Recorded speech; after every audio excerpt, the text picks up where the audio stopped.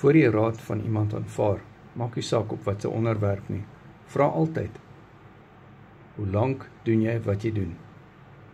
Want dit gee vir jou 'n goeie aanduiding van wat is die ervaring en ook die diepte van kennis. Carnie voor Keto Word Coaching, my nommer is in die bio, ek kry 200 resepte, ek stap op pad van accountability met jou, ons het die bootcamps op Google Meet, en ons doen ook die migraine bootcamp, na die lewer bootcamp van hierdie Sondag, en ons doen ook dan die ADHD bootcamp, net daarna. Ons doen ook 'n mindset recap bootcamp, na dit. Dan het ons die mindset bootcamps, wat op elke donderdag plaasvind, waar jy met die coaching vriende kan plaasvind.